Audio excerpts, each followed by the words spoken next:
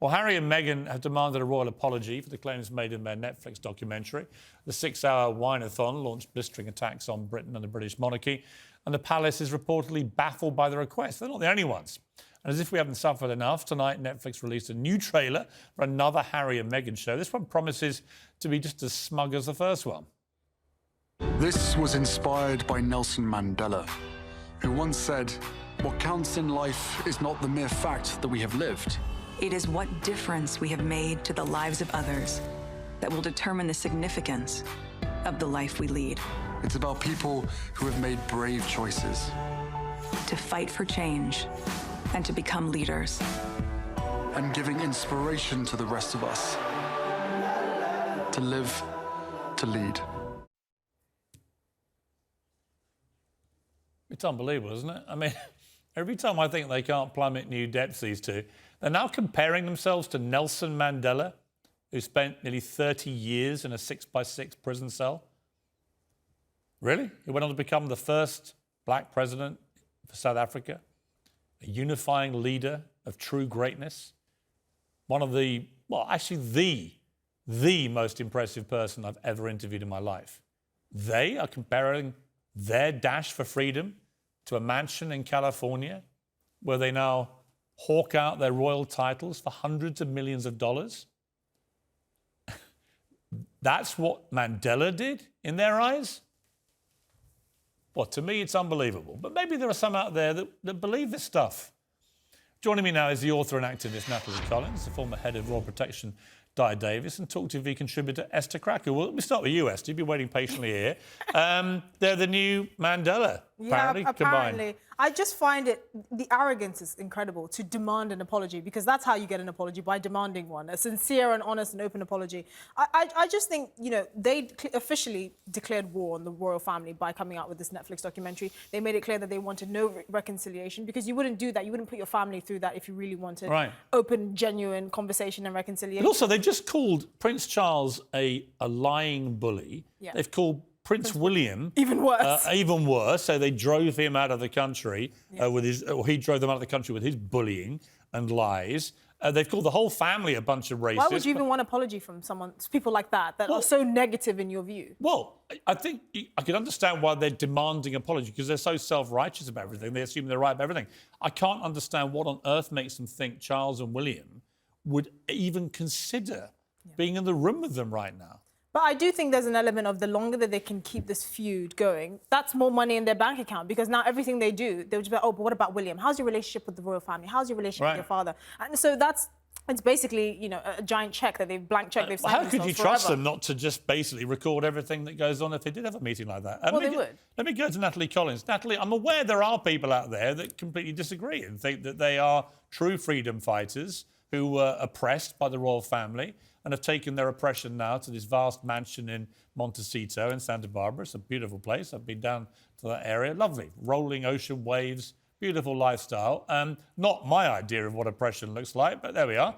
Each to their own. But let's get to this idea of an apology, that you can basically call a family a bunch of callous racists who refused to let you get help for suicidal thoughts that you said you had, that made racist comments, apparently, that were so demeaning you had to allude to them on an Oprah Winfrey interview. You now call them a bunch of lying bullies, including the new king. Why would you expect anybody to sit down with you and apologise after you've done all the public trashing? I think in the context of a column that was written today by Jeremy Clarkson, which described Meghan Markle as worse than Rose Weston and calling on people to have her stripped naked and throw excrement on her in the street, I think it's really important that we put the context of what Meghan and Harry are talking about in the context of the wider hatred, which, to be fair, you were a real pioneer in that hatred of Meghan Markle years ago, years before. I don't hate Meghan Markle. Clarkson wrote I don't know. Hang on. I think it's... Hang on. Well, I mean, you have made a career out of You said I hate Meghan her. Markle. Let me be clear. I've never said I hate Meghan Markle. I don't hate Meghan Markle. I hate what she's done to the royal family and to the monarchy and to the reputation of Britain. Only tonight, the New York Times has carried a major op-ed piece absolutely trashing this country as a racist country with a racist institution at the head of it, a callous institution that should be dismantled. So, yeah, I see real damage in what Meghan Markle and Harry have both done now to the reputation of his country and to our monarchy. So, yeah, but I don't hate them individually as people. And if, you know, in relation to the Clarkson column, which he's now issued a mea culpa over, I didn't think he should have put that in the column for my personal view, but he's now said he wishes he hadn't either. So, you know, I don't see what that has to do with the wider picture of these two trashing their families and now demanding an apology. Well, I think in the same way that you're saying you don't personally hate them, but you are opposed to what they stand for and what they're saying and how they've behaved, I think that's entirely the same argument that Meghan and Harry are making in their documentary and in the work that they've done, is saying that actually the way that they've been harmed by this institution, by this system, which, you know, we cannot deny the impact of colonialism, we cannot deny the impact of this monarchy in terms of we have a history in this country of doing really terrible things to other places, and to deny that reality, to deny the impact of and the reality this monarchy. How is it that in this day and age we have a group of people who are born into wealth and privilege just because of being born into it? It is absolutely They're madness also responsible for developing the Commonwealth. That is the norm. They're also responsible for developing the Commonwealth, which has been one of the great success stories in the world. And, of course, it's not really Commonwealth, though, is it? The people who've got that wealth are mainly in the royal family, have a lot more wealth. So you hate them because they've got money. So presumably by that yardstick, if you hate people who've got lots of money without actually earning or deserving it, you must also hate, therefore, the Sussexes, who've done nothing to deserve it other than trash their family. Well,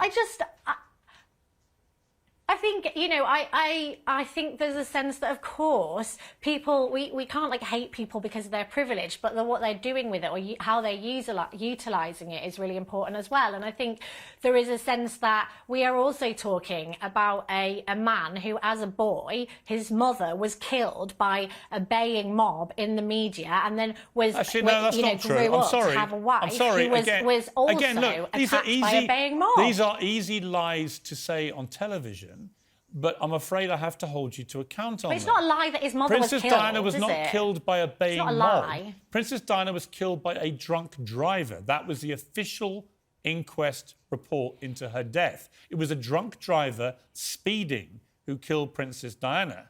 So it wasn't a baying mob that killed her. Furore. You might want it to be a baying mob. And maybe Harry has grown up thinking it was a baying mob. I could tell 100 stories about the way his mother colluded with me as a newspaper editor with the paparazzi, or colluded with me over having a private lunch at Kensington Palace, giving me loads of stories, which she knew I would then have as informed information for my newspaper. I could tell the time that Diana rang me up and gave me an hour-long interview about a visit to a clinic she'd done, signed off on every page of the interview, which was faxed to her and returned with her initials on it, and the next day said she was outraged by the intrusive story in the Daily Mirror, which was the story she'd given me at length over an hour on tape. So there are lots of different ways you can skin this cat about the relationship between the royal family and the media. My argument about Meghan and Harry is they apparently were so disgusted by this callous, racist family and institution that they fled the country, gave up royal duty, now live in California in extreme luxury, and yet, bizarrely, they still want to retain the titles afforded them by the institution that they describe as callous racist, and they use those titles to make themselves stinking rich without doing any work. I think that's hypocrisy. Let's go to Di Davis. Well, Di Davis sounds like the rest of the royal family, really. I mean, well, not really, because they do making hundreds and pretty much hundreds a and lot of money hundreds out, not of doing very duties much, a year. Well, they turn up at 100, in 300-400 events a year, the main royals. So they actually do put back. That's the whole point of the royal family. They don't just get paid for nothing. They give back. Di Davis, you were helping to run security of the royal family for many years. What do you make of this? I mean, I read this New York Times piece tonight with a real sinking feeling in my heart that actually the relentless attacks by Meghan and Harry are beginning to really stick in other parts of the world about our country and about our monarchy. Well, good evening. A very good friend of mine defined ethical. Being ethical means knowing what is right and having the courage to do what is right. As a former policeman, what I haven't seen one iota so far is evidence. And unfortunately, people like Clarkson give grease to the story. He doesn't represent you, he doesn't represent me, and he doesn't represent 99% of this country. I take great umbrage as being classified quite often as a police officer or an ex-police officer as racist. I resent it, and I resent those who have the audacity to actually come out with this palatable nonsense with little or no evidence. The whole issue, if they gave that 100 million to charity, I'd have more respect, but I don't think they have. No, and you know what, Di? I get called a racist all day long on social media now as a direct result of Meghan Markle leavering me out of my former job, in which she basically inferred if you didn't believe her about everything, you must be a racist. I don't have a racist bone in my body, nor have I ever said anything racist about Meghan Markle. No one can find anything I've said. And yet, it got so ridiculous, even Sharon Osbourne was fired from a job she loved in America because she said I was entitled to my opinion, and for that she was called a racist sympathiser. This is how mad it's got. But this is the damage that's done. The royal family right now in America are perceived by many people to be callous racists without any, as you say, Di, any actual evidence to support any of these claims. And, you know, I mean, Di, on a wider point, where does this leave the monarchy? What should they do? I mean, the historic position of the current family is you just don't respond to this kind of thing. But are we reaching the point, and I always think that never complain, never explain is a good mantra, the Queen Mother's mantra for being popular in the public eye if you're a royal. But are we reaching a point where they need to return some fire? Well, sometimes the royal family need good advice. Their protection officer quite often give good advice and they listen. In this case, I don't think they should apologise. I thought they were wrong in respect of Lady Hussey. In my opinion, and a lot of people disagree, she had nothing to apologise for. I felt, and I've said it either on your programme or others, they were wrong to jump to conclusion without hearing all the facts and actually interviewing Lady Hussey. But we are where we are now. I just hope that doesn't set a precedent, because it would be wrong. And yes, would I invite them to the coronation? Certainly not. From a security point of view, it would all about them. And unfortunately, they have caused, as I've said in the Telegraph fairly recently, in my opinion, there are nutters out there who could cause harm to not only the royal family, but also those in America. The fixated threat assessment of the FBI and CIA, and I went to Los Angeles years ago to discuss this, there are literally thousands in America. They're doing nothing to support their safety or their cause. They are completely, their moral compass has gone skew-whiff, in my opinion. Well, I don't think, I mean, look, I don't think anyone... So to anyone. I don't wish any harm on any of the people involved in this. Harry, Meghan, any of the royal family, none of them. Absolutely clear about that. But they're going to get harm if they carry on like this. Right, I think all of it is... Yeah, I agree. I think all of it is incendiary, and this book that's coming out will be even more incendiary and pour even more fuel on the fire. But my question about the coronation, I've got to be honest, why would two people who despise the monarchy and everything it stands for, who think that the royal family are a bunch of racists, why on earth would they turn up at the coronation? Why would they? I'll tell you why. Because that's where the money is. If they're seen at the coronation, next to all the major royal players, that is gold dust for their next Netflix series. And there, right there, is the hypocrisy that underpins everything these two do. Got to leave it there. A good debate. Natalie, thank you very much indeed. Di, thank you very much.